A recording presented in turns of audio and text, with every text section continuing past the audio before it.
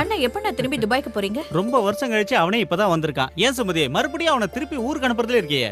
ஓஹோ, வக்காலத்து வாங்க வந்துடுவீங்களே. நாளைக்கு டூருக்கு போறதுக்கு ஐஸ் வைக்கிறீங்களா?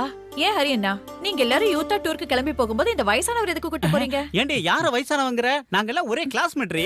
நான் புத்திசாலிடே, நல்லா படிக்கணுங்கிற ஒரே காரணத்துக்காக 5ஆம் கிளாஸ் 7 வருஷம் படிச்சேன். ஆனா இவன எடுத்துக்க ஒரே வருஷம் தான். ஏண்டி அன்னைக்கு நான் மட்டும் மனசு வச்சிருந்தேனா இந்நேரம் என் பசங்க கூட சேர்ந்து நான் ஒண்ணா படிச்சிருந்திருப்பேன்.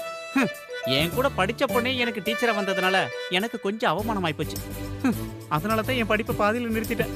அதனால என்ன, நான் இப்பதான் நல்ல டிரைவர் ஆயிட்டேன்ல. ஓஹோ, நல்ல டிரைவர் ஆயிட்டாரா டிரைவர்? இவ்ளோ தூரம் போறீங்களே, இவரோட டப்பா வண்டி தானே உங்களுக்கு கிடைச்சது? ஏய் இங்க பாருடி, உன்னையும் உன் 2 பசங்களையும் வச்சு சோறு போடுறனே, அது நீ சொன்ன அந்த டப்பா வண்டியை வச்சுதான். அந்த நன்றியெல்லாம் மறந்துட்டு பேசாதடி. இங்க பாருடா, நாளைக்கு நம்ம போற டூரை தடுக்கிறதுக்காக தான் இந்த புது பிட்டெல்லாம் போடுறா. கேட்டீங்களா? இவர் டூருக்கு வரதுலயும் தண்ணி அடிக்கிறதுலயும் எனக்கு ஒரு பிரச்சனையும் இல்ல. இவர் 2 குழந்தைங்களுக்கு அப்பா. தண்ணி அடிச்சிட்டா வண்டி தாறுமாறா ஓட்டுவாரு. அதானே எனக்கு கொஞ்சம் பயமா இருக்கு. சும்மாவே நீ ஒன்னும் கவலைப்படாத. இந்த டூர் போயிட்டு வந்ததுக்கு அப்புறம் பாரு, சுரேஷ் ரொம்ப டீசெண்டா மாறிடுவான். நீ வேணா பாரு எப்படி வரான்னு.